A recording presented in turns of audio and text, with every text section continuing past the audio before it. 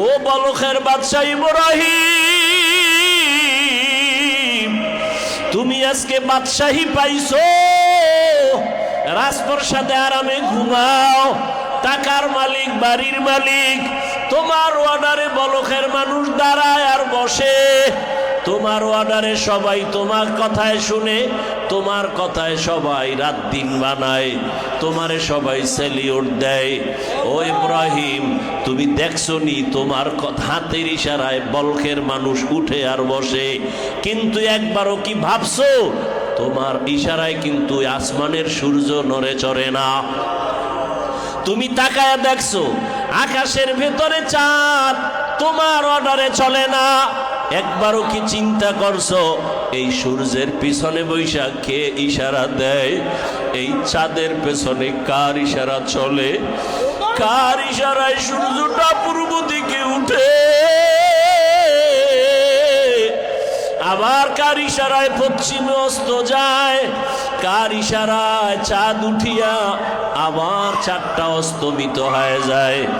আরবি মাসের 1 তারিখ চাঁদটা উঠে চুলের মতো চিকন, 14 তারিখ আবার এই চাঁদটা পুরা গোলাকার যৌবনে ভরপুর হয়ে যায়, 15-16 তারিখ থেকে আবার ওই চাঁদের যৌবনে ভাটা লাগে, ভাটা লাগতে লাগতে লাগতে লাগতে আরবি মাসের শেষে দেখো ওই চাঁদ আগের মতো এখন আর নাই। আল্লাহ বলে, বান্দা নজর করে দেখ, আজকে তোর হাতের মধ্যে শক্তি, জবানের কথায় শক্তি, চোখের মধ্যে শক্তি, একবারও কি তুই ভাবছো?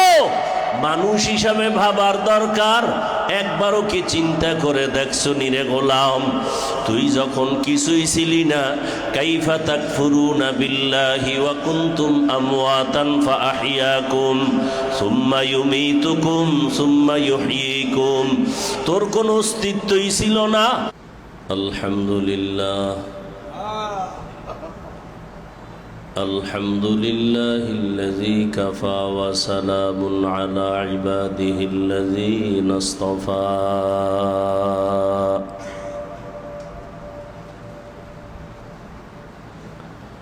ওয়া বা'দু ফাআউযু বিল্লাহি মিনাশ শাইতানির রাজীম। বিসমিল্লাহির রাহমানির রহিম।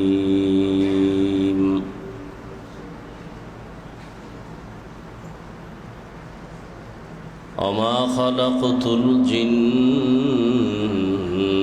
والإنس إلا ليعبدون. وقال النبي صلى الله عليه وآله وسلم: لا طاعة لمخلوق في معصية الخالق. صدق الله مولانا العظيم وصدق رسوله النبي الأمي الكريم، ونحن على ذلك من الشاهدين والشاكرين والذاكرين، والحمد لله رب العالمين.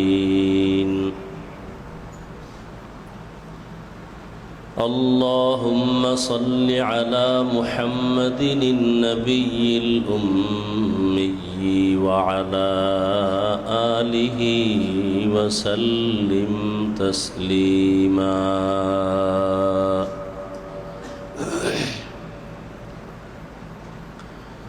سبحانك لا علم لنا إلا ما علمتنا إنك أنت العليم الحكيم. رب اشرح لي صدري ويسر لي أمري واحلل عقدة من لساني يفقه قولي.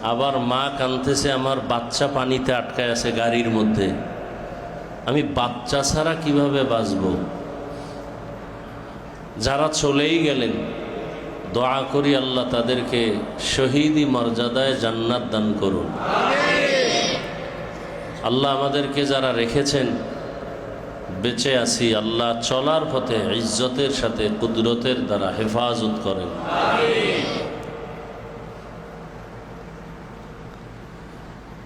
কোরআনে হাকিমের এক আয়াতে কারিমা, রসুলের একটি হাদিসের অংশ আমি তেলাওয়াত করেছি।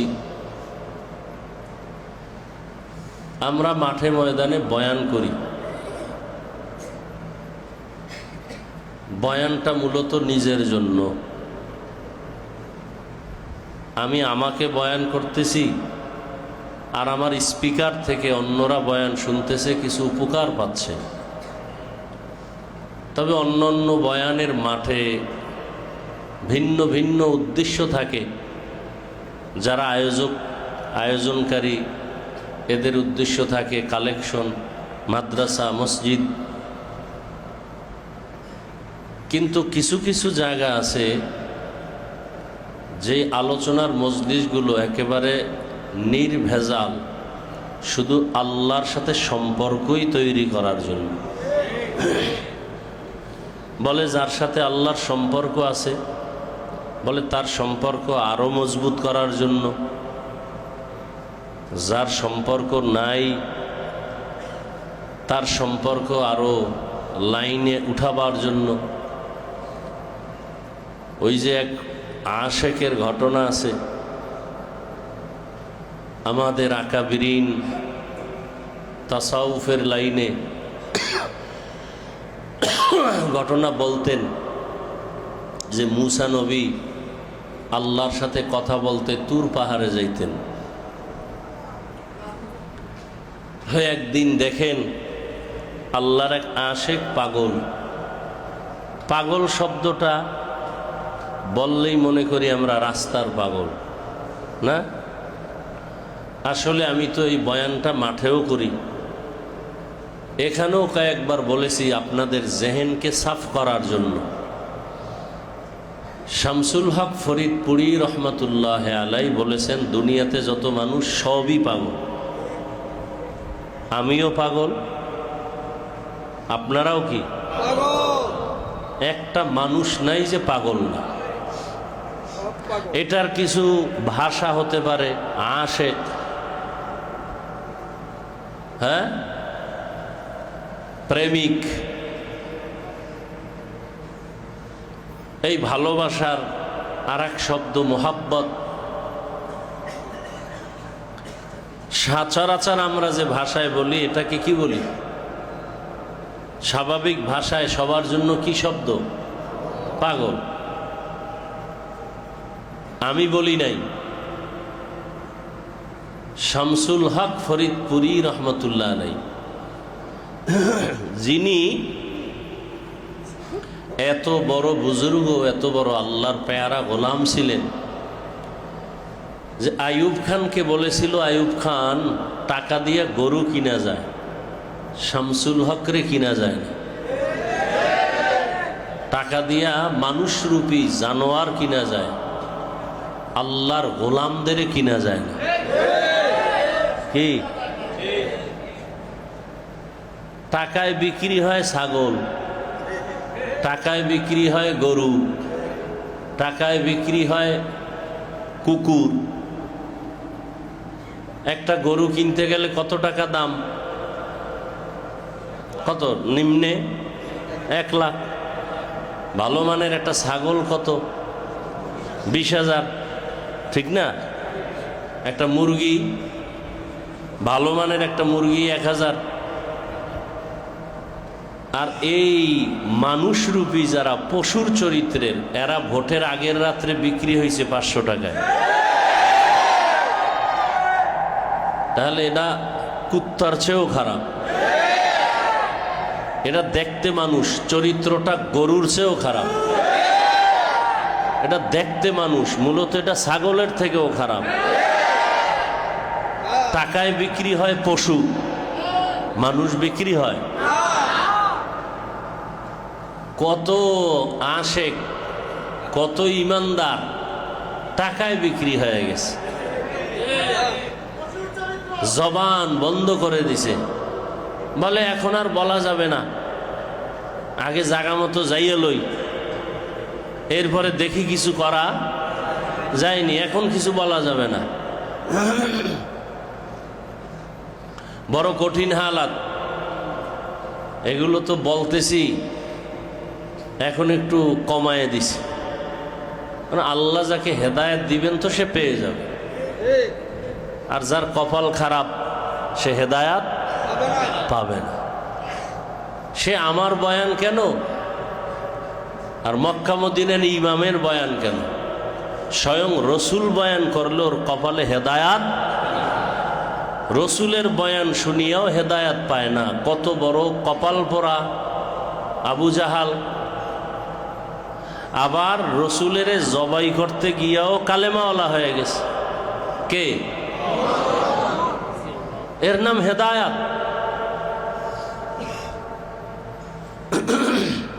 ওই যে বলছি না মাঝে মাঝে নামাজে তো একসাথেই দাঁড়াই, হ্যাঁ, নামাজে দাঁড়াবার পর কারো মেরাজ হয় আল্লাহর সাথে, আর কারো মেরাজ হয় মোবাইলের সাথে, কারো মেরাজ হয় সংসারের সাথে, কারো মেরাজ হয় দোকানে। কি কেউ নামাজে দাঁড়ায় কাঁদতেছে, বিষয় কি? ওর মাইয়া মারা গেছে, হ্যাঁ, নামাজে দাঁড়ায় কান্দে কেন? ছেলে মারা গেছে। আল্লাহু আকবার। বিশ্বাসে বস্তু মেলে, তর্কে বহুদূর। বিশ্বাসে বস্তু মিলে, তর্কে যদি তর্কই করেন সারা দিন রাত করতেই পারবেন, ফলাফল জিরো। একজনে তর্কে সময় কাটায়, আর একজনে বয়ে বয়ে আল্লাহর জিকির করে, জিকির করে, জিকির করে, আর আল্লাহর দিকে আগায়। এ বুঝারও মানুষ নাই, বুঝানোরও মানুষ নাই, বিরোধিতা করার মানুষের অভাব নাই। আল্লাহ তো মুসা নবী দেখে আল্লাহর এক আশেক আবল তাবল বলতেছে, ও আল্লাহ তোমারে যদি পাইতাম তো গোসল করায় দিতাম, আল্লাহ তোমারে পাইলে মাথায় আশ্রয় দিতাম। দেখেন তো কত কঠিন হালাত। মুসা নবী তো খুব জালালি মেজাজ, ধমক দিয়া এই পাগলা তুই এগুলো কি বলো? আল্লাহ কি খায়? আল্লাহ ঘুমায়? তুমি কি বলতেছো? এগুলো তো শিরিক হয়ে যাইতেছে। ধমক যখন দিছে বান্দার খেয়াল ছুটে গেছে। বান্দা তো আসলে স্বাভাবিক অবস্থায় বলতেছিল না, অস্বাভাবিক অবস্থা। সাথে সাথে ওহী আসছে, ওহী আমন সোয়ে মুসা আজ খোদা বন্দায়ে মারা চেরা কর দি জুদা তু বরায়ে ওসলে করদন আমদি নয়ে বরায়ে ফসলে করদন আমদি। আল্লাহ এই মুসা, তোমারে আমি দুনিয়ায় পাঠাইছি বান্দার সাথে আমার সাথে মোহাব্বত লাগায় দেওয়ার জন্য, তাআল্লুক মা আল্লাহ তৈরি করার জন্য। তোমারে তো এই জন্য পাঠাই নাই যে বান্দার সাথে আমার সম্পর্ক আলাদা হয়ে যাবে। তু বারায়ে ওয়াসলে করদন আমদি নয়ে বারায়ে ফসলে করদন আমদি। বান্দাকে আমার থেকে আলাদা করার জন্য পাঠাই নাই, তোমার কাজ হলো আমার থেকে যারা আলাদা তাকে আমার সাথে মিলায়া দাও। মুসা নবী তো এবার চিন্তায় পড়ে গেলেন, পাগলারে খুঁজতেছে, কই ও তো দৌড়ে গেছি গা। খুঁজা পাইছে, পাগলা মাফ করে দে, তুমি যে মারেফতের দরজা দিয়ে আগাইতেছিলে এটা তো আমার জানা ছিল না।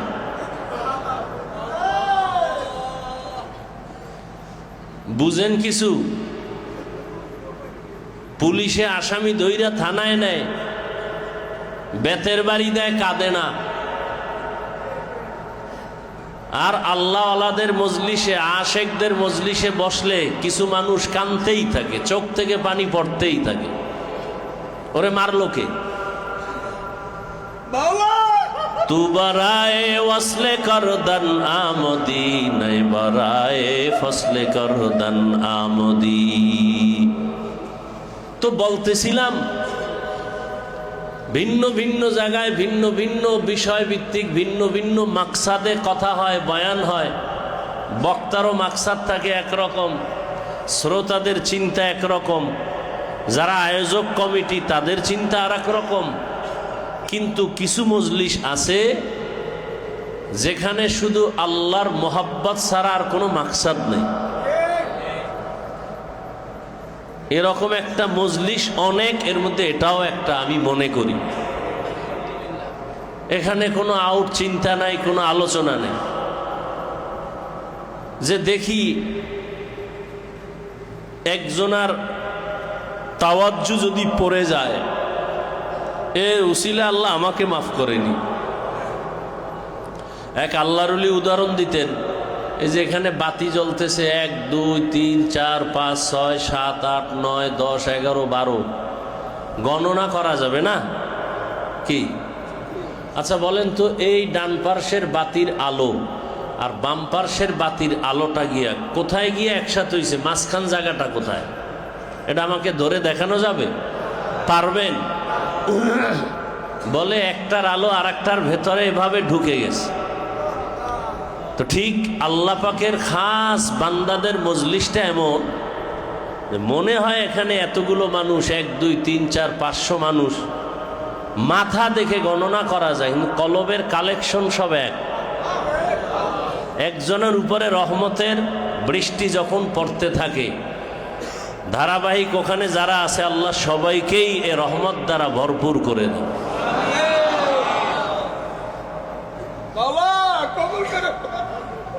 এখানে আসার চিন্তা যে মানুষগুলো কেন কাঁদে, কেন আসছে, আর আমি কেন আসছি, আমার কাজ কি? টাকা পয়সা, বাড়ি গাড়ি, দুনিয়াদারি, সংসার, এজন্য তো সময় ব্যয় করেন সব সময়। বাজারে যান, এখানে যান, সেখানে যান। তো এখানে কেন সেই চিন্তা? এখানে চিন্তা থাকবে যে আসলে আমি, আমার যে টাকার মালিক, বাড়ির মালিক, গাড়ির মালিক বানাইলেন, সে আসল মালিকরে চিনলাম কিনা? চিনতে পারি নাই। যারা চিনে তার থেকে ঠিকানা নিতে হবে।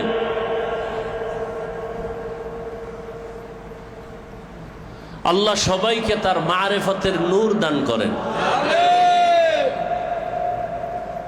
তা আমি যে আয়াত পড়েছি, আল্লাহ বলেন ওয়ামা খালাকতুল জিন্না ওয়াল ইনসা ইল্লা লিয়াবুদুন। আল্লাহ বলেন আমি জিন ও ইনসানকে সৃষ্টি করি নাই, হ্যাঁ একমাত্র সৃষ্টি ইবাদতের জন্য। কার ইবাদত? নবীজি বলেন লা তাআতা লি মাখলুকিন ফি মাসিয়াতিল খালিক।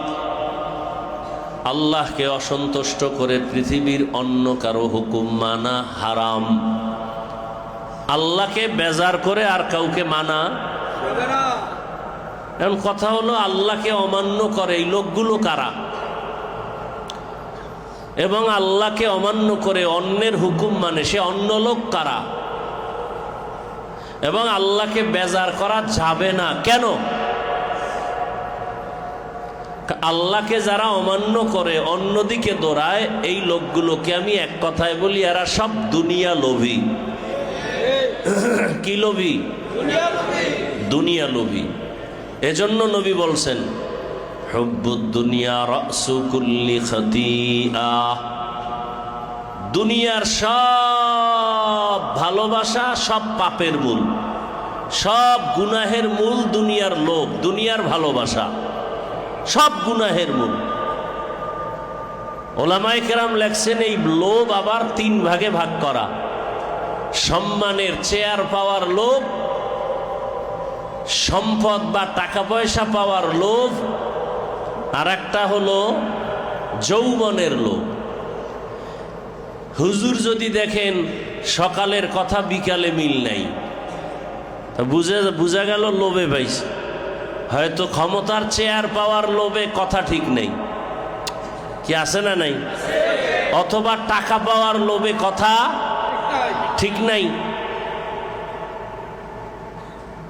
এখানে এক কথা, ওখানে আর এক কথা। গোপনে কালেকশন কি? টাকা। কালেকশন কি? টাকা। কত আল্লাহর বান্দা আমাদের লাইনে আছে, ওয়াজের ডেট রাখছে, দাওয়াত রাখছে, এরপরে আর এক জায়গায় দিয়ে দিছে। আছে না নাই?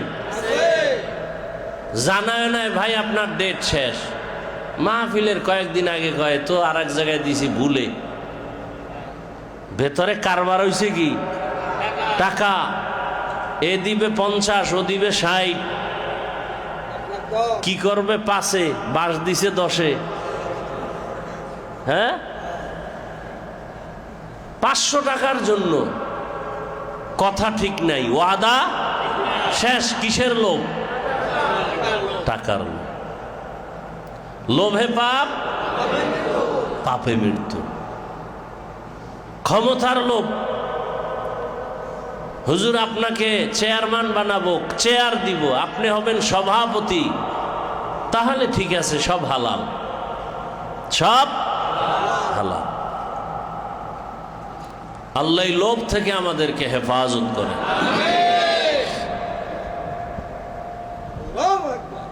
লোভ বড় খারাপ জিনিস। এরপরে আর এক লোভ আছে, কিসের? যৌবনের লোভ। কিসের লোভ? এক রশিতে 2 জন ফাঁসি। বিষয় কি? যৌবনের লোভ। মাকে মানে না, বাবাকে মানে না, ভাইকে মানে না, মুরব্বী মানে না। কিসের লোভে? যৌবনের লোভ। একজন শিক্ষক এখানে রাখছি, 1 সপ্তাহ পরে কয় হুজুর ভাল লাগে না, জামিগে যাইবে কই? এখন তো নাম পাওয়া যায় না ওই জায়গার। বাড়ি হইল এক দেশে, যাইবে আর এক দেশ। কেন? আমার এক সেখানে বন্ধু আছে। আমি বললাম না, এই 1 সপ্তাহ হয়েছে, যাইয়েন না। আইসা পড়ব না, যাইয়েন না, আপনার চেহারায় আমার অন্তরে ভালো কয় না। পরে গেছে, আমি কি যদি যান তা একসাথে যান, আর আইয়েন না। গিয়া ধরা খাইয়া, এরপরে মায়ের টাইর খাইয়া, কোন এক মাইয়ার সাথে কথা বলতে যাইয়া এমন মায়ের খাইছে। কিসের লোভ? কিসের লোভ? যৌবনের লোভ। স্ত্রীর সাথে আচরণ ভালো না, কেন? সাইড কালেকশন চলে অন্যদিকে। আর এই সব গুনাহের এখন মূল ফ্যাক্টরির নাম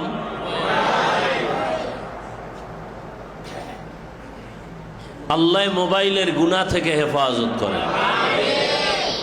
নামাজে দাঁড়াইয়াও 5 মিনিট নামাজের বাকি আছে, বয়ে বয়ে মোবাইল দেখে। মোবাইল দেখার পরে নামাজে দাঁড়াইয়া সেই মোবাইলের সাথে মেরাজ চলতেছে।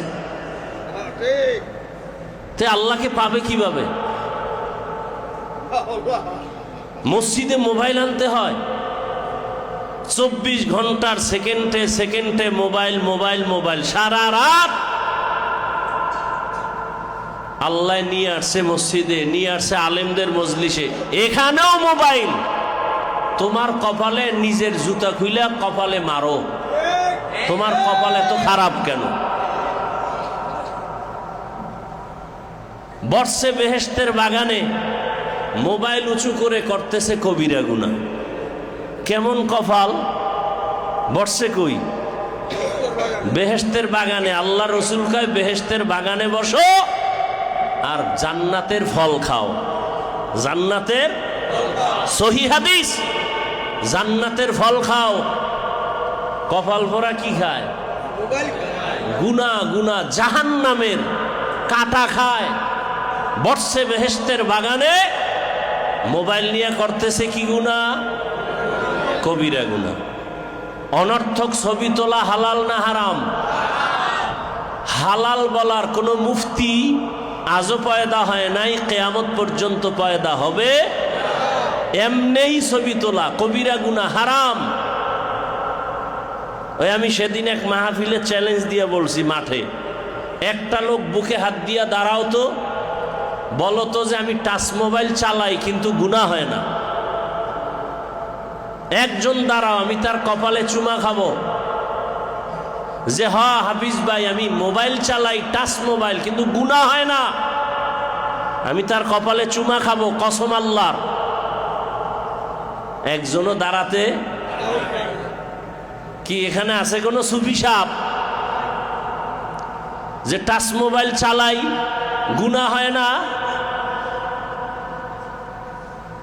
হাতের গুনাহ, চোখের গুনাহ, কানের গুনাহ, জবানের গুনাহ, অন্তরের কল্পনার গুনাহ। আর এই গুনাহ নিয়ে যদি আমি ইমামতিতে দাঁড়াই, তাহলে কতগুলো মানুষের জিম্মেদারি মাথায় নিয়ে দাঁড়ায় আকাম করতেছি। নামাজ আমারটাও শেষ। আরে কেমনে কইতাম, নবীজির কাছে একজন ব্যক্তি কালেমা পড়ে মুসলমান, নতুন নও মুসলিম, নব। এখন নবীজির মুসলমানের প্রথম ঈমান আনার পরে কি আমল? নামাজ। কি আমল? নবী কয় নামাজ আদায় করো। নামাজ পড়ে বাইরে যাইয়া মিথ্যাও কয়। সাহাবায়ে কেরাম বললেন, ইয়া রাসূলুল্লাহ, নতুন মুসলমান নবমুসলিম ব্যক্তি নামাজও পড়ে, বাহিরে গিয়া মিথ্যাও বলে, গুনাহও করে। নবীজির আদত ছিল কোনো অভিযোগ একবার আসলে কোনো জবাব দিতেন না, কমপক্ষে কয়বার? 3 বার। নবী চুপ। আবার কিছুদিন পরে আবার অভিযোগ, ইয়া রাসূলুল্লাহ, নবমুসলিম ব্যক্তি আপনার হাতে কালেমা পড়ে নামাজও পড়ে, কি করে? গুনাহও করে। কয়বার হইল? আবার কিছুদিন পরে আবার একই কথা, একই অভিযোগ। 3 বার শোনার পরে নবী বললেন, তোমরা এর সাথে খারাপ ব্যবহার করিও না, এর নামাজ এখনো ঠিক হয় নাই। নামাজ যেদিন ঠিক হবে গুনাহ থেকে সে বেঁচে থাকবে। নামাজ ঠিক হয় না তা কি পরে এতদিন? রুকু সেজদা টাইম মতো চলতেছে, এগুলো কি? নবী বলে নামাজই ঠিক হয় নাই। বুঝেন কিছু? নামাজ আল্লাহর সাথে মেরাজ। যারা এই নামাজ পড়ে তাদের সুসংবাদ, ইন্নাস সালাতা তানহা আনিল ফাহশাই ওয়াল মুনকার ওয়া লাযিকরুল্লাহি আকবার। আর আমরা যে নামাজ পড়ি মোবাইলওয়ালা নামাজ, মেরাজ হয় কির সাথে? আমগো নামাজ কেমন?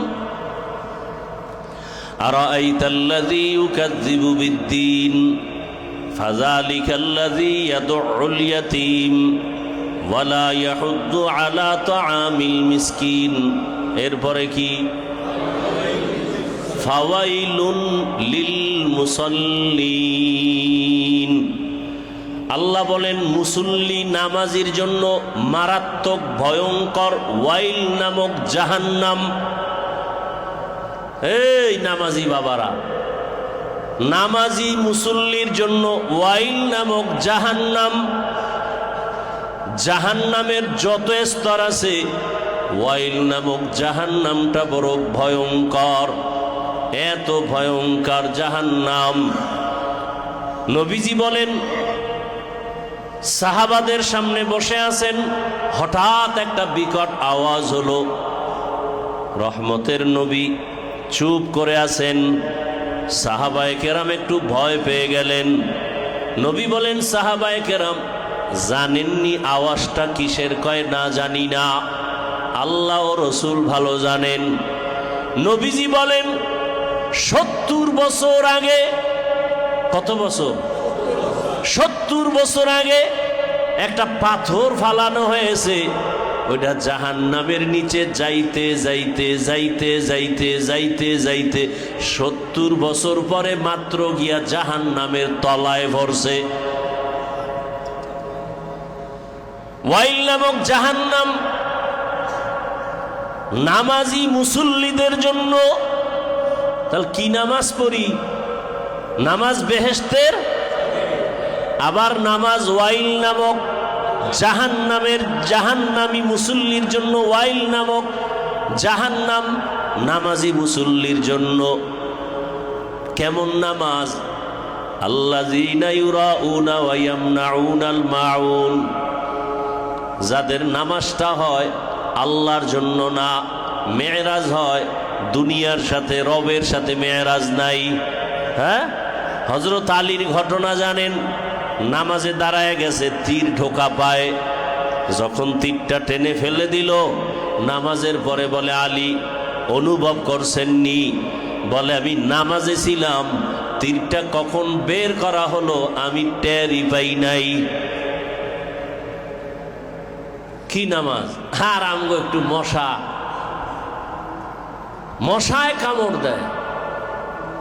একটা মসজিদের মধ্যে কাশাকাশি আওয়াজ, একজনে কাশ দিলে এর পাশে আর একজন।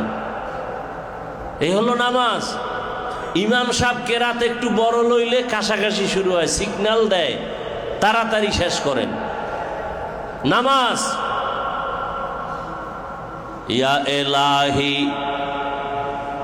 মুঝসে মুঝকো দূর কর, তাকে দেখো মুঝ में तुझको एक नजर, या इलाही तू मेरा माबूद है, या इलाही तू मेरा माशूक है।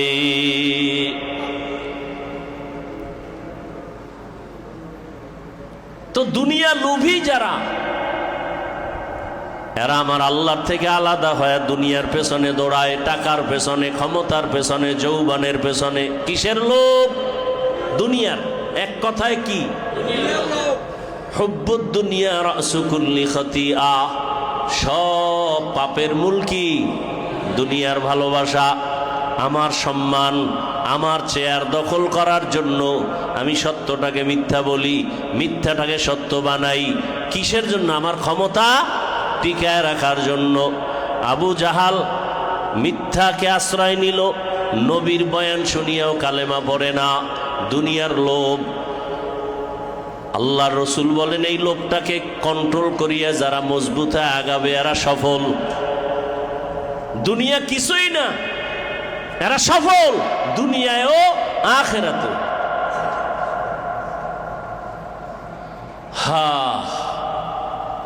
আল্লাহ রাব্বুল আলামিন এই দুনিয়াটাকে দিলেন স্বপ্নের মতো। একজনের স্বপ্ন দেখতেছি বিলকিসের সিংহাসনে বসে স্বর্ণের প্লেটে নাস্তা খাই। নাস্তা আসছে, খাবো খাবো, এমন টাইমে সজাগ হয়ে দেখি সেরা কাঁথা গায়ে দিয়া বসে আছে। তা বিলকিস কই, সিংহাসন কই? স্বপ্ন। ঠিক দুনিয়া স্বপ্নের মতো। আমার টাকা, আমার বাড়ি, আমার গাড়ি, আমার বিল্ডিং, আমার সব। আমি চেয়ারম্যান, আমি মেম্বার, আমি বক্তা, আমি পীর, আমি বড় এলেমওয়ালা, আমি মুহাদ্দিস, আমি মুফতি, আমি সব। আমার যোগ্যতা কম, আমার বয়ান, আমি বক্তা, আমি বড় মাওলানা, আমার মতো বক্তা কেউ নাই, আমার মতো চেহারা সুন্দরওয়ালা কেউ নাই, আমার মতো তেলাওয়াত করনেওয়ালার কণ্ঠ কারো নাই। এই যে আমি, আমার টাকার অভাব নাই, বাড়ির অভাব নাই, গাড়ির অভাব নাই। আমার মাওলাকে পাইছো কিনা? কয় না, পাই নাই। কয় তুমি কিছুই পাও নাই। তোমার টাকা আজ আছে, কাল নাই। তোমার বাড়ি আজ আছে, কাল নাই।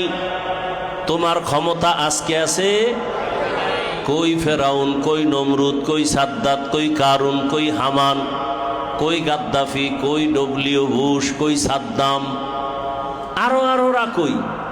চোখের সামনে দেখলাম, এখন আর কেমন কপাল খারাপ,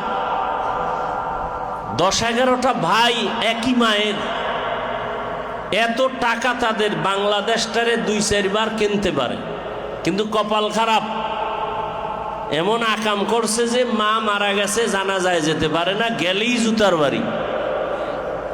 এ তো বাংলাদেশের কথা না, আমার বললাম না। টাকা দিয়া বাংলাদেশ কিনতে পারে, সরকার এগো টাকায় চলে, কিন্তু কপাল খারাপ, মা মারা গেল, 11 ভাই না 10 ভাই, জানাজায় যেতে গেলেই মাই, এমন সান কপাল, গেলেই জুতার বাড়ি। লোভ লোভে পাপ, পাপে একবারও কি চিন্তা করছেন যে আমার চোখের সামনে এই যে ঈদের সময় কত লাশ গেল, কত লাশ। সৌদি আরবে ওমরায় গেছে, ওমরা হজ পালন করার জন্য, এরপরে গেছে এক বন্ধুর কাছে ঘুরতে গাড়ি নিয়া, আবা এলাকায় হঠাৎ করে অ্যাক্সিডেন্ট হয়ে গেল, 3টা সন্তান, স্বামী স্ত্রী মারা গেল জাগাত অ্যাক্সিডেন্ট হয়ে। একটা মেয়ে বেঁচে আছে, ছোট বাচ্চা, মেয়েটাও ইনজুরি হয়েছে, হসপিটালে নিয়ে কোনো রকম চিকিৎসা দিয়া বাংলাদেশে আনছে, কিন্তু ওকে বলা হয় না তোর মাও মারা গেছে, বাবাও মারা গেছে, তোর বোন 2টা মারা গেছে। এখন ওখানে লাশ কমপ্লিট পোস্টমর্টম করে বাংলাদেশে আনবে, যেই প্রসেসিং আর খরচ এটা তাদের হাতে নাই। মেয়েটা তো বিমানে নিয়ে আসছে, খেলনা দিয়া টিয়া, আনন্দ দিয়া। দেশে আসার পরে বলছে তোমার মা চিকিৎসা হইতেছে, কোন রকম বুঝাইছে, কিন্তু যেদিন খবরটা দিল লাশ আর আনতে পারবে না, তখন একদিন বলে তোর আব্বু আর আম্মু দুনিয়ার থেকে বিদায় হয়ে গেছে।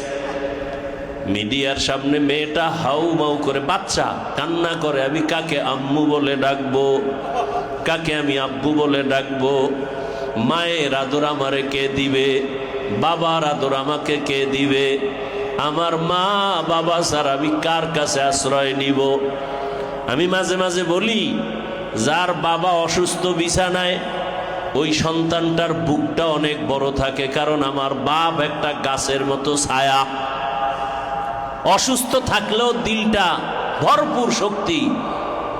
কিন্তু তাজা বাবাও যদি মরে যায়, ওই সন্তান যত কিছুই দেখে, ডানে বামে কত আপনজন, ছেলে মেয়ের অভাব নাই, কিন্তু একটা পর্যায়ে গিয়া মাথা নত করে, চোখ বেয়ে বেয়ে পানির ফোঁটা গড়ায় পড়ে। সবাই বলে তুমি কাঁদো কেন, তোমার সামনে ছেলে মেয়ে, টাকা পয়সার অভাব নাই। বলে আমি কাঁদি, আমি এমন 2জন আমার দোয়া করনেওয়ালা মুরব্বি হারায় ফেলছি, আমার মাও নাই বাবাও নাই। আরে আমার ছেলে মেয়ে সব আছে, আমাকে সবাই সম্মান করে, আমার টাকা পয়সা সব আছে, কিন্তু আমার নামে একটা শব্দ লাগানো আছে, আমি বড় এতিম। আমি এই এতিম শব্দটা যখন আমার মনে আসে, আমার খানার ভেতরে যায় না, ঘুম চোখে আসে না, পাগলের মতো হয়ে যাই। আমার মা বাবা কত সম্পদ, যেই মা বাবার চোখের পানি আর দোয়ার কারণে আজ আমি চেয়ারের মধ্যে বসতে পারলাম, যেই মা বাবার চোখের পানি আর দোয়ার কারণে আজকে আপনি টাকার মালিক, বাড়ির মালিক, মাওলানা মুফতি হয়ে গেলেন। ওই মা বাবা জানেন না কত কলিজা ভরে দোয়া করতেন, আল্লাহ আমার সন্তানটাকে তুমি মাওলানা বানায় দাও, হাফেজে কোরআন বানাও, টাকার মালিক বানাও, বাড়ির মালিক বানাও, আয় আল্লাহ ব্যবসায় বরকত দাও। মা গোপনে গোপনে কাঁদে আর দোয়া করে, আমার সন্তান পরীক্ষা দেয়, তুমি পাশ করায়া দিও, জেহেন খুলিয়া দিও। এই রকম চোখের পানি ছেড়ে মা বাবা সারা সন্তানের জন্য দোয়া করার আর আপন কেউ নাই। অতএব যার মা নাই তার দোয়ার দরজা একটা বন্ধ, যার বাবা নাই তার দোয়ার দরওয়াজা 2টাই বন্ধ। আর এক দল এখানের মানুষের মধ্যে আবার আরো গভীরের মানুষ, এই মানুষ মা বাবার থেকে আরো উপরে চিন্তা করে, আমার মা বাবা থাকুক আর না থাকুক, আমি মা পাইলাম, বাবা পাইলাম, ছেলে পাইলাম, মেয়ে পাইলাম, কিন্তু আমি যে আমাকে ছেলের মালিক বানায় দিলেন, আমারে টাকার মালিক বানায় দিলেন, আমাকে গাড়ি বাড়ির মালিক বানায় দিলেন, আসল সেই মালিকের তো এখন আমি চিনতে পারি নাই। আসল মালিক কোথায়? আমি মাঝে মাঝে ঘটনা বলি। বলখের বাদশাহ ইব্রাহিম ইবনে আদহাম, দুনিয়ার সবাই নাম জানে, তাজকিরাতুল আউলিয়া নামক কিতাবের মধ্যে ঘটনা আছে, বুস্তানুল আউলিয়ার মধ্যে ঘটনা আছে।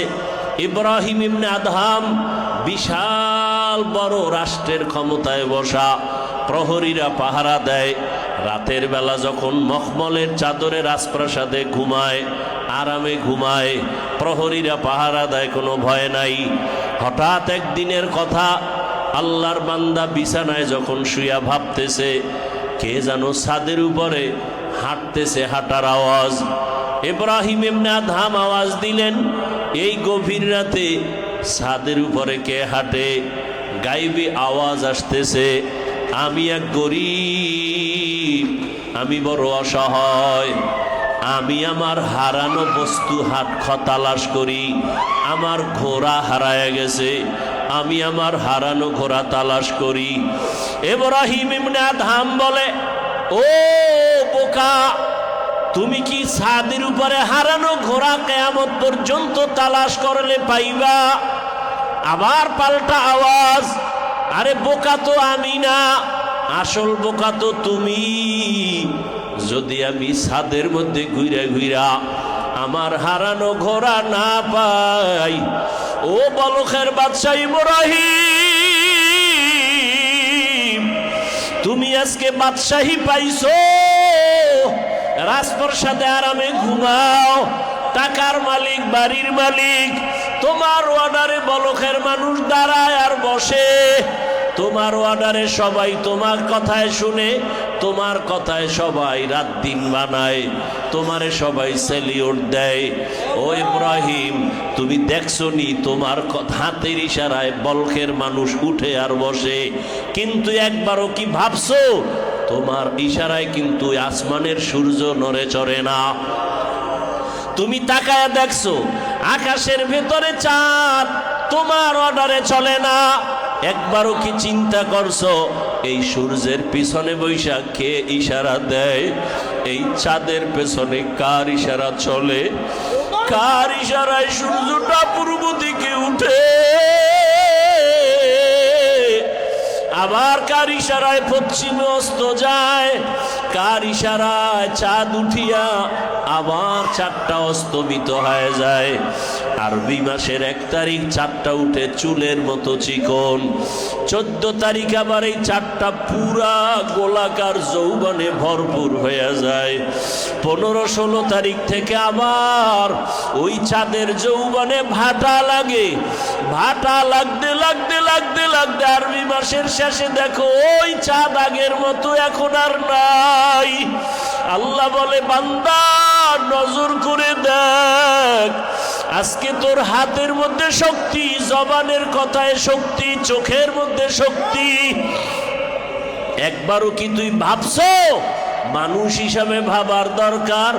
একবারও কি চিন্তা করে দেখছো নিরে গোলাম, তুই যখন কিছুই ছিলি না, কাইফা তাকফুরুনা বিল্লাহি ওয়া কুনতুম আমওয়াতান ফাআহইয়াকুম সুম্মা ইউমীতুকুম সুম্মা ইউহয়ীকুম, তোর কোনো অস্তিত্বই ছিল না, আমি এক ফোঁটা পানি দ্বারা মায়ের গর্ভে তোরে আস্তে আস্তে করে চাঁদের মতো বানাইছি, দুনিয়াতে বানাইয়া তোরে আমি মায়ের গর্ভ থেকে পাঠাইছি।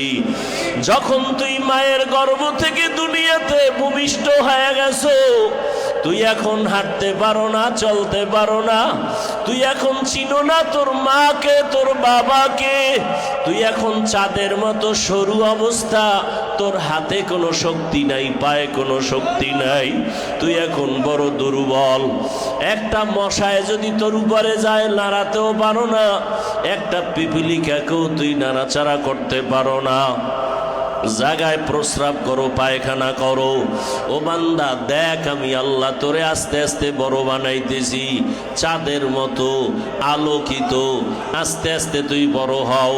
এখন তুই চোখ দিয়া তাকাও, তাকাইয়া দেখো তোর পার্শ্বে মা বসা, এক পার্শ্বে বাবা, এক পার্শ্বে তোর খানাও রেডি। হাঁটতে পারো না তুই, আস্তে আস্তে এখন হাঁটতেও পারো, পায়ে শক্তি। ও বান্দা তোর হাতের মধ্যে শক্তি, কিছু ধরতে পারতি না, এখন ধরতেও পারো। বান্দা চিন্তা কর, এই পায়ে শক্তি তোর বাবায় দেয় নাই, তোর জবানে কথা বলার শক্তি তোর মা দেয় নাই, চোখ দিয়া তাকায়া দেখার শক্তি তোর দুনিয়ার কেউ দেয় নাই।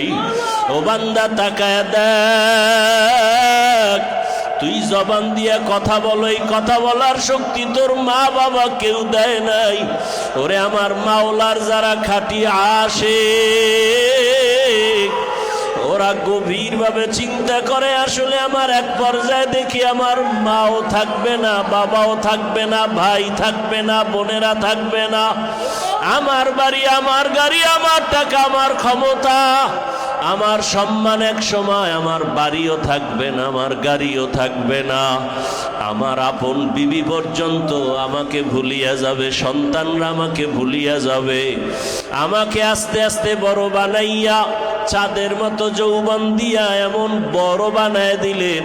এখন আমার শক্তি অনেক, আমি এত দুর্বল ছিলাম, এখন আমার সামনে 10 জন দাঁড়াইতেও ভয় পায়, কথা বলতে ভয় পায়। আমার আঙ্গুলের ইশারায় এখন আমার শত শত মানুষ কথা শুনে উঠে বসা করে। আমার এই পাওয়ার কে দিলেন? আমার এই শক্তিকে দান করলেন। আমার কথা মানার মতো ভালোবাসা অন্তরে কে তৈরি করে দিলেন? আল্লাহর প্রিয় বান্দা যারা, তারা গবেষণা করে। এজন্যই তো আল্লাহ বলেন, আরে আসল জ্ঞানীকে জানো? আল্লাযীনা ইয়াযকুরুনাল্লাহা কিয়ামান ওয়া কুউদান ওয়া আলা জুনুবিহিম ওয়া ইয়াতাফাক্কারুনা ফি খালকিস সামাওয়াতি ওয়াল আরদ রব্বানা মা খালাকতা হাযা বাতিলান সুবহানাকা ফাকিনা আযাবান নার। আল্লাহ বলেন, আমার কাছে জ্ঞানী কারা জানো? যারা দাঁড়ানো অবস্থায় আমার জিকির করে, বসা অবস্থায়, হাঁটা অবস্থায়, শোয়া অবস্থায়, এক কথায় প্রতিটি মুহূর্তে আমি মাওলার ডাকে সাড়া দেয়, আমি আল্লাহকে ডাকতে থাকে, গবেষণা করে আমি এখন আছি কোথায়, কোথায় ছিলাম, আমার ভবিষ্যৎ কোথায় যাবে, আমি যে ঘুমায় গেলাম ঘুম থেকে আমাকে কে আবার সজাগ করে দেয়, এত সুন্দর মিষ্টি পানি কে দেয়, এত সুন্দর খানা খাইয়া এত মজা পাই, এত মজার খানা কে তৈরি করলেন? আরে কত মানুষ ডাস্টবিনের ময়লা খাইয়া রাত দিন কাটায়, আর আমার সামনে কত আরামের খানা, আরে 3 বেলা পেট ভরে খানা খাই। কত আমার ডানে বামে আল্লাহর গোলাম আছে, গরিব, 3 বেলা খানা পায় না, মানুষের বাড়ি চাইয়া চাইয়া খানা খায়। কত গরিব, আমি ঘরে ঘুমাই, কত গরিব ঘর নাই, বাড়ি নাই, রাস্তার পাশে শুয়া পড়ে, শীতের ভেতরে কত নতুন কম্বল গায়ে দিয়া ঘুমাই। আমার থেকে কত অসহায় গরিব শীতের মধ্যে একটা পোশাক পায় না, কত কষ্ট করে। এত আরামের জীবন আমারে কে দান করলেন? ও নিমক হারাম মানুষ, আমার আল্লাহ বারবার বলেন, ইয়া আইয়ুহাল ইনসান মা গররাকা। বন্ধু নাই, বান্ধব নাই, তোমার মাও নাই, বাবাও নাই, সবাই বলবে গায়ের গেঞ্জিটা বেলেট দিয়া কেটে রেখে দাও, জামা কাপড়গুলো খোলো, সাদা কাপড়ের প্যাকেট বানাইয়া দাও, বাঁশ বাগানে মাটি খনন করো, কবর বানাও, ওরে বাঁশ কাটিয়া কবরে বিছাও, কলা পাতা রেডি করো, গরম পানি করো। এরে আর 1 সেকেন্ডের জন্য ঘরে রাখা যাবে না, এরে আর পাহারা দেওয়া যাবে না।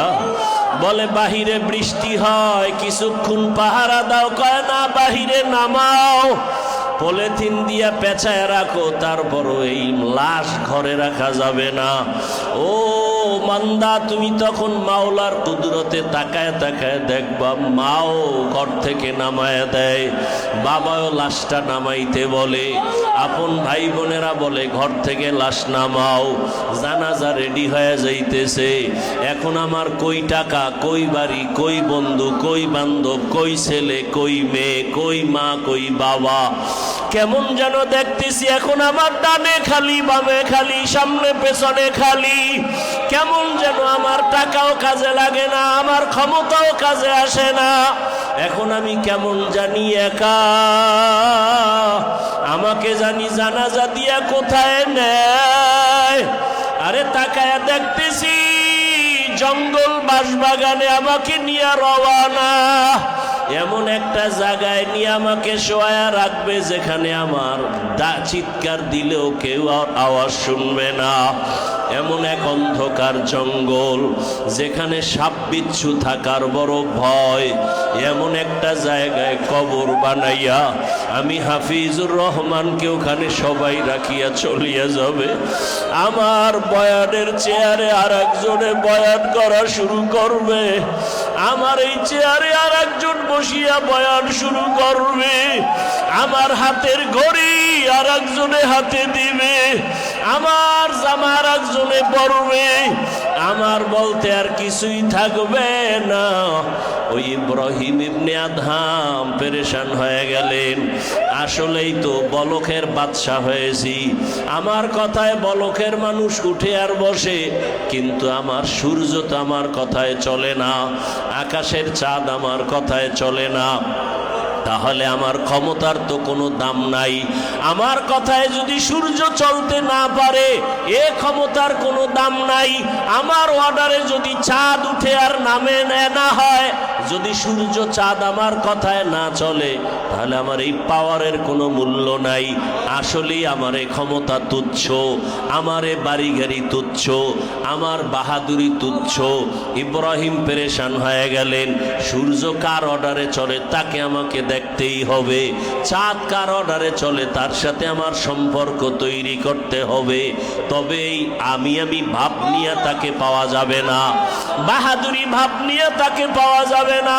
আরে দুনিয়ার মধ্যেই তো নমুনা, আরে আল্লাহ কয় আমারে তো দেখবি না, আমার সাথে মোলাকাত হবে না, তবে আমার একটা দেখার মতো পাওয়ার মতো একটা নমুনা আছে, আমার ঘর আছে কাবা বাইতুল্লাহ, ওই জায়গায় যদি একবার আসো,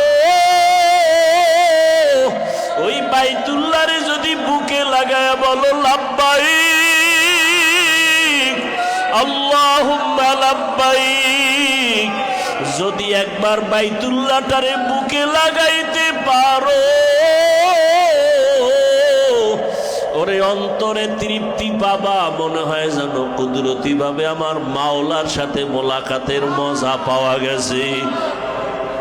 আল্লাহ বলেন তবে আমার কাছে যদি আসো, আমার ঘরের কাছে আসলো ভাব নিয়ে আসা যাবে না, সব ভাব ছাড়ো, ভাব সাইরা দাও। আমরা যদি মাদ্রাসায় আসি, জামা কাপড় পরি, বন্ধুর বাড়ি যাই, কোথাও দাওয়াত খাইতে যাই, টুপিটা ভালো করে দেই, তেল দিয়ে মাথা আছড়াই, গোসলটা ভালো করে করি, আল্লাহ কয় আমার কাছেই ভাব চলবে না। আমার দরবারে যদি আসো, জামা কাপড় খুইলা ফালা, সেলাইবিহীন সাদা মরণের কাফন পর, সাদা দুইটা কাফন গায়ে পেঁচাও, টুপি মাথায় দেওয়া যাবে না, জুতা পায়ে রাখা যাবে না, আতর লাগানো যাবে না, কোনো সাবান লাগানো যাবে না, ডলাডলি করে গোসল করা যাবে না, ভালো কোনো নখ কাটা যাবে না, মোজ বড় হয়ে গেছে কাটার সুযোগ নাই। কারণ যখন তুই এখন সাদা কাফন পরছো, তুই এখন কিন্তু কবরের যাত্রী,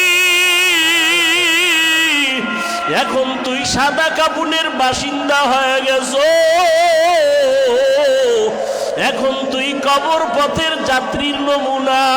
এখন তোমার মাথায় টুপি নাই, দেখো না বাইতুল্লাহর কাছে সাদা কাফন পরনেওয়ালা কে ধনী কে গরিব কোনো ভেদাভেদ নাই।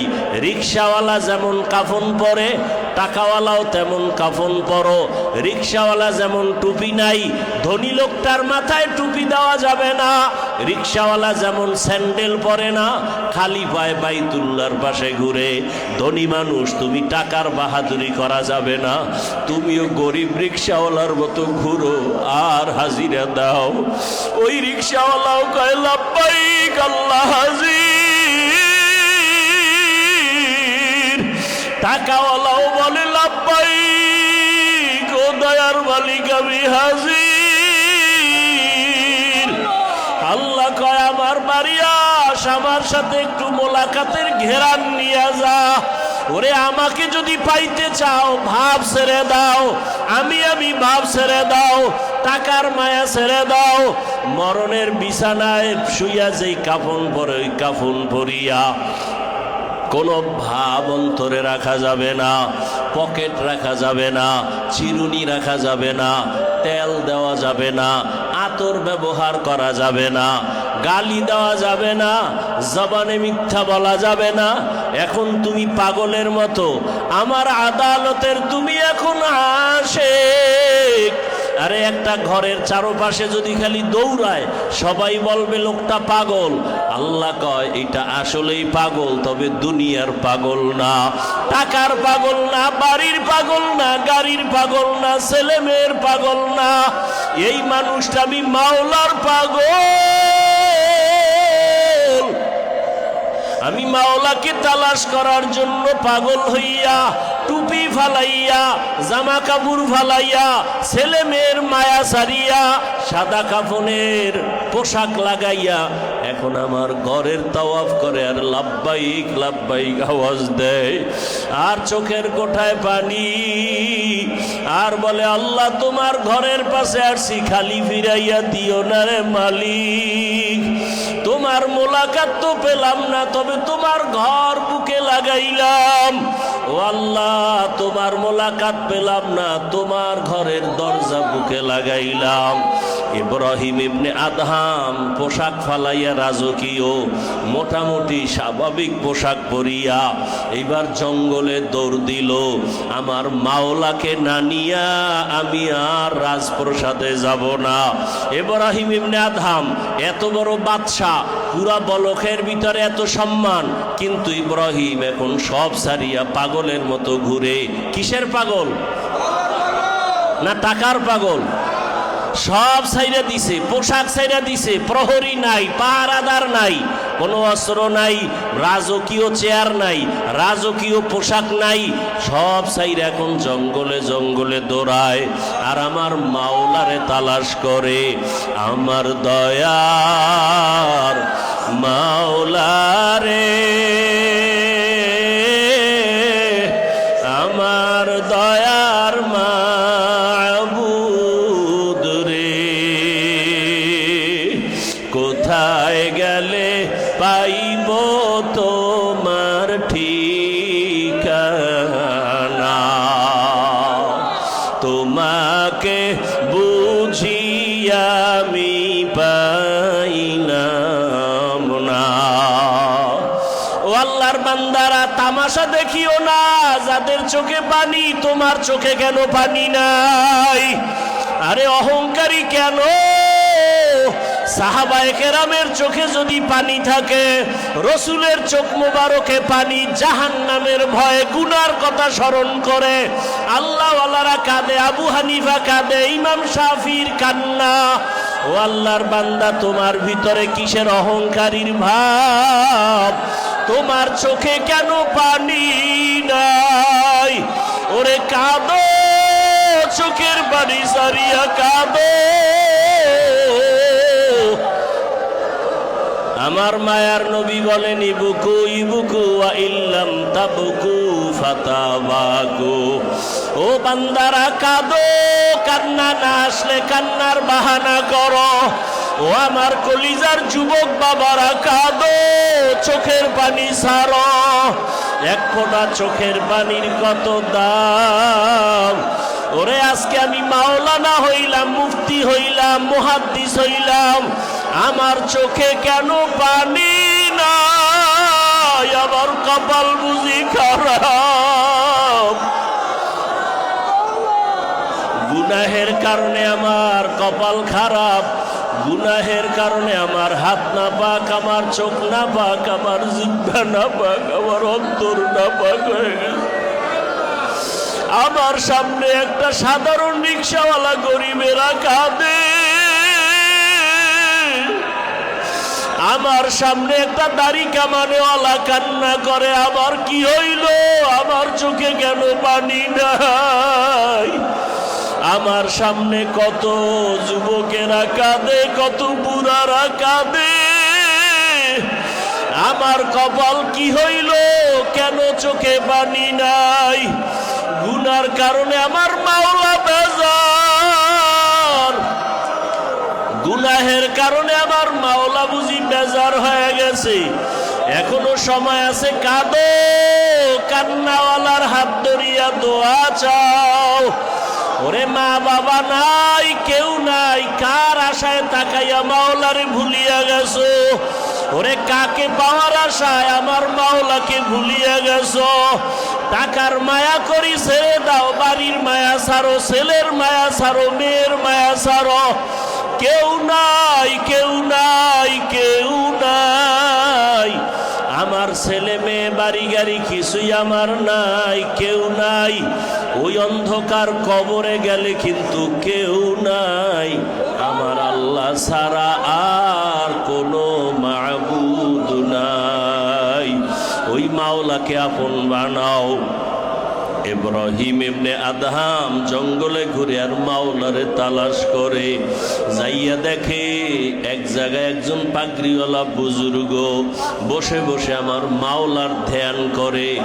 ইব্রাহিম ইবনে আদহাম তার পাশে গিয়া বসছেন, ভাবছেন যে আল্লাহওয়ালার দ্বারা একটু মাওলার সন্ধান পাই কিনা। কিন্তু ওই বান্দা পাগড়িওয়ালা বলে, তুমি আবার কোথার থেকে আসছো? বলে, আমি ইব্রাহিম ইবনে আদহাম। বলে, যাও, তুমি আমার পাশে আসিও না, তুমি আলাদা গিয়া তোমার মাওলারে খুঁজো। আমি এখানে বহু বছর ধরে আল্লাহর তালাশে আছি, আমার এখানে আসমান থেকে খানা আসে, তুমি আমার পাশে আসিও না ভাগ বসাবার জন্য, তুমি তোমার আলাদা জায়গায় চলিয়া যাও। ইব্রাহিম ইবনে আদহাম মনের দুঃখ নিয়া একটু দূরে গিয়া বইসা এবার আমার আল্লাহকে কলিজা ভরে ডাকে, ওরে আমার মাওলা রে,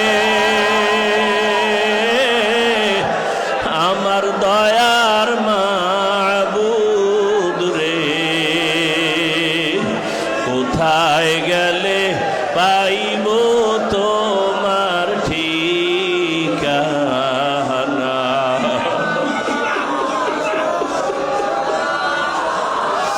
তোমাকে পাইবার আসে ঘুরিয়া আমি দেশ বিদেশ।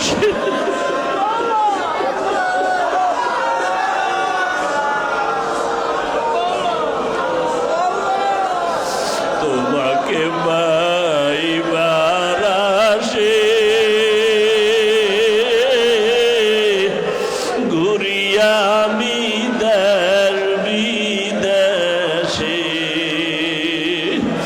কোরআনের ময়দানে করলাম বিছানা, তোমার ওলিদের বাগানে করলাম বিছানা, তোমার আশেকদের বাগানে করলাম বিছানা।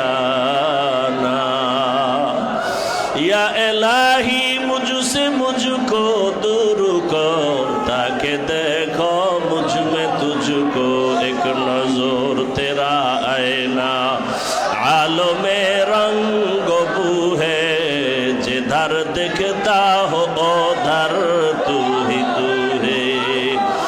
অন্তর থেকে ছেলের মায়া দূর করো, মেয়ের মায়া দূর করো। অন্তর একটা, অন্তর একটা, ওই একটা অন্তরে কয়জনারে বসাইছো?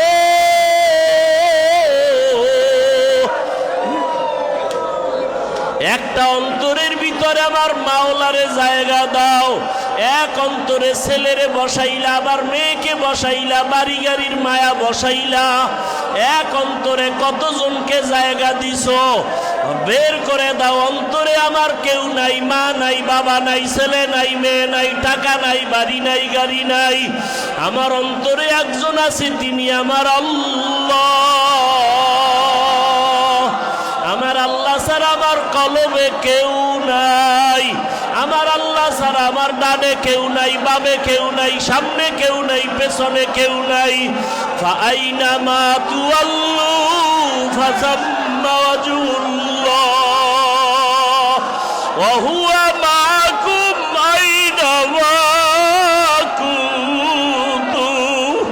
আরে আমার ডানে আমার মাওলা, বামে আমার মাওলা, সামনে আমার মাওলা, পেছনে আমার মাওলা। আরে আমার মাওলা ছাড়া কেউ নাই। ওয়াফি আনফুসিকুম আফালা তুবসিরুন। এরে আমার মাওলাকে আপন বানাইয়া নাও। আমার মাওলা ছাড়া আমার কলবের ভেতরে কেউ নাই। আমি ডানে তাকাই, বামে তাকাই, আমার মাওলা, আমার মাওলা, আমার মাওলা।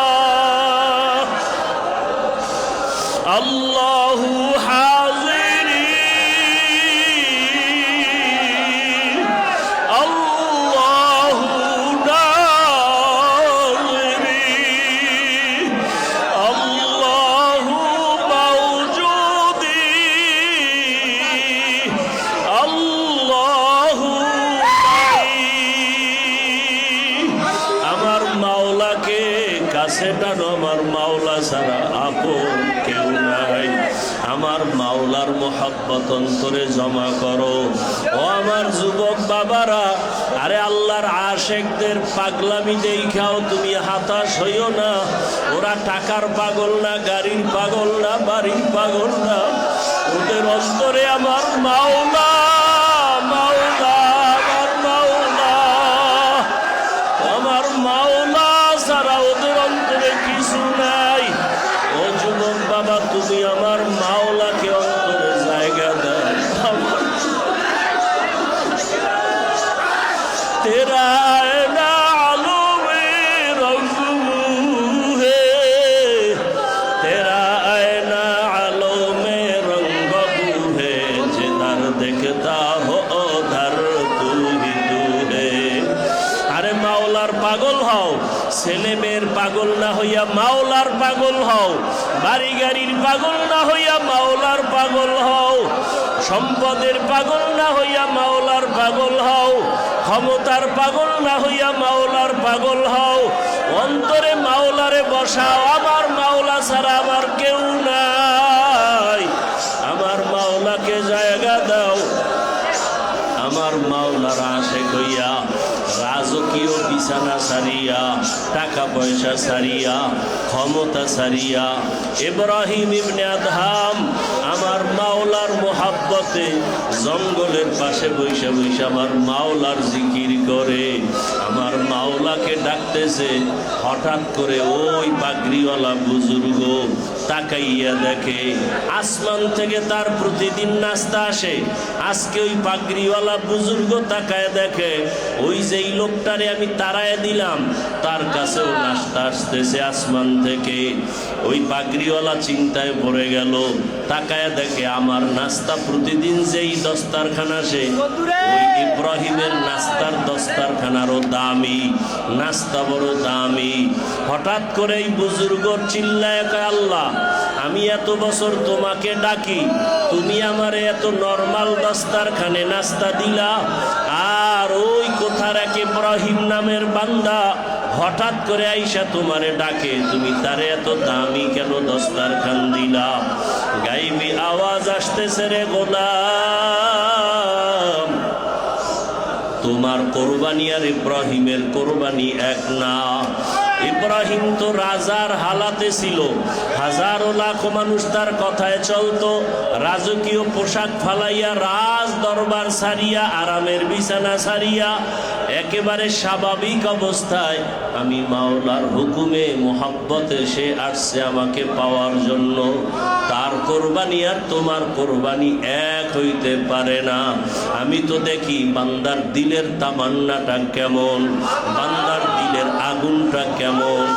যার কলবের ভিতরে যার আগুনটা বেশি জ্বলবে, আমি মাওলার রহমতের বাড়ি দ্বারা তার দিকে বেশি চলতে থাকবে, আমি মাওলার রহমত তার দিকে বেশি আগাইতে থাকবে।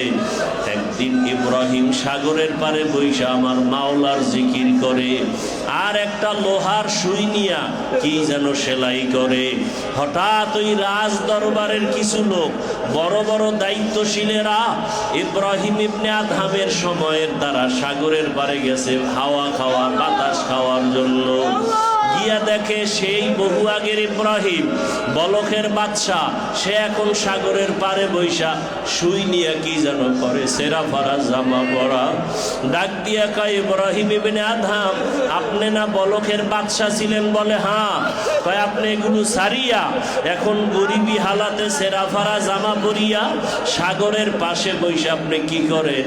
ইব্রাহিম ডাক দিয়া কয়, দুনিয়াদারেরা তোমরা জানো না, আমারে আমার আল্লাহ এখন এত বড় বাদশাহী দান করেছেন।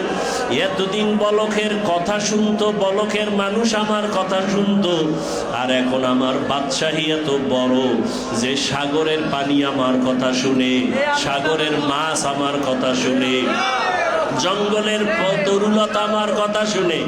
ওই দুনিয়াদারেরা কয় কেমনে? এইবার ইব্রাহিম কয়, তাকায় দেখ, হাতের সুইটা পানির মধ্যে ফেলে দিছে সমুদ্রে। ফালাইয়া দেওয়ার পরে কয়, এই সমুদ্রের মাছ, আমার সুইটা তাড়াতাড়ি আমার হাতের কাছে দিয়া যাও। সব মাছগুলো স্বর্ণের সুই নিয়ে ইব্রাহিমের সামনে হাজির। এইবার ইব্রাহিম ডাক দিয়া কয়, আরে আমার স্বর্ণের সুই চাই না, আমার লোহার সুইটা আমার হাতের ভেতরে দাও। দেখে একটা মাছ সেই পুরানো সুইটা তার হাতের কাছে আইনা দিছে। এইবার ইব্রাহিম কয়, তাকায়া দেখ, যে মাওলার হইয়া যাবে সারা দুনিয়া তার গোলাম হয়ে যাবে। মান কানা লিল্লাহ কানা আল্লাহু লাহ।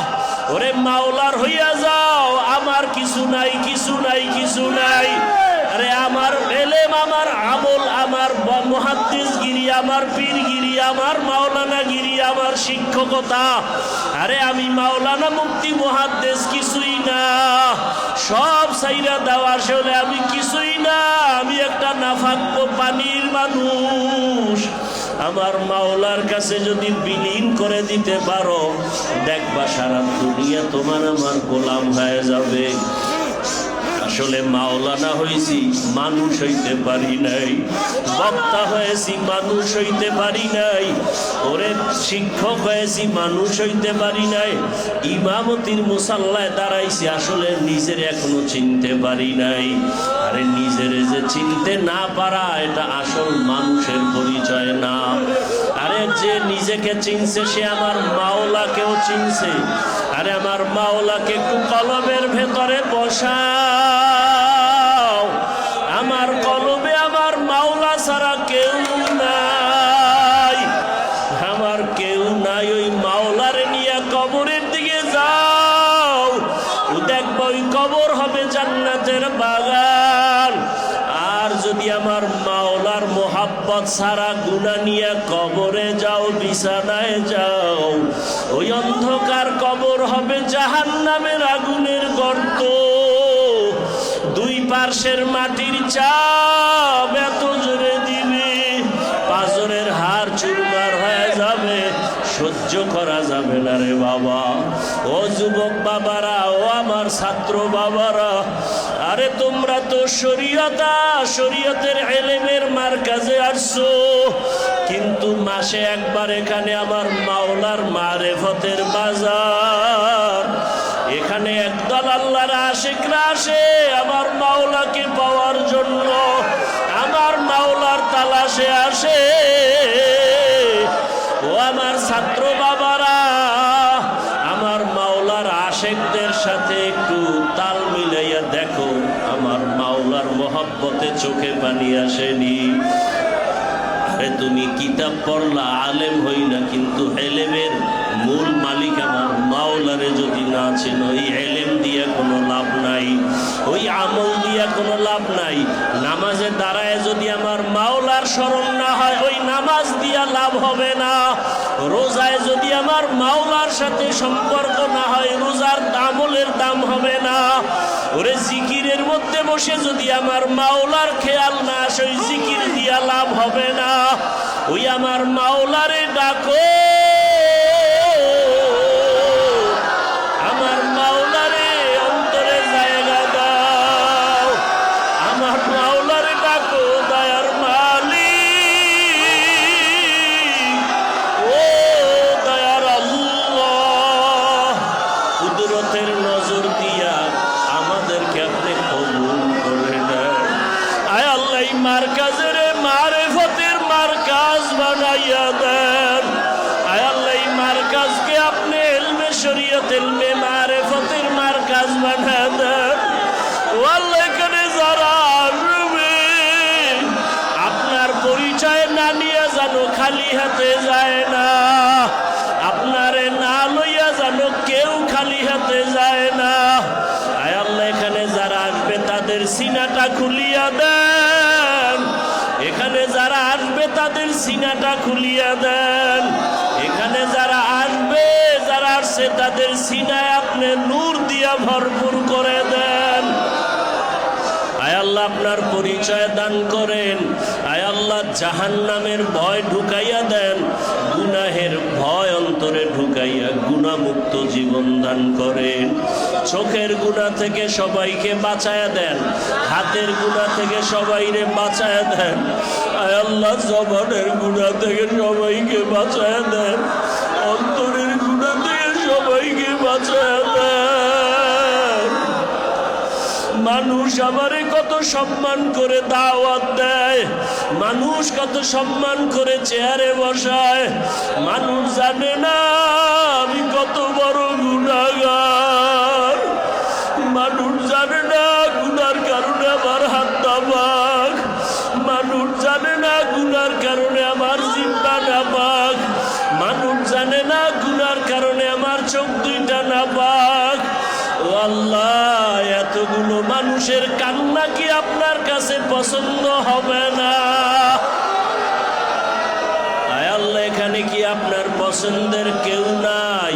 আয় আল্লাহ, একজন আলেমেরও কি পছন্দ হয় না? একজন হাফেজে কোরআনেরও কি পছন্দ হবে না? আয় আল্লাহ, একটা তালিবুল ইলমেরও কি পছন্দ হবে না? ও আল্লাহ, একজন সাদা দাড়িওয়ালারেও কি পছন্দ হবে না? একজন আশিকেরও কি পছন্দ হবে না? ও আল্লাহ, একজন ছাত্রকেও কি পছন্দ হবে না? ও আল্লাহ, একজন আলেমেরও কি পছন্দ হবে না? একজন কোরআন পড়নেওয়ালাকেওরই কি পছন্দ হবে না? ও আল্লাহ, একজন মা বোনকেও কি পছন্দ হবে না? কত নাবালেগ বাচ্চারা এখানে কাঁদে। আয় আল্লাহ, কত হাফেজে কোরআনেরা চোখের পানি সারিয়া কাঁদে, কত আলেম ওলামারা চোখের পানি সারিয়া কাঁদে, কত সাদা দাড়িওয়ালারা চোখের পানি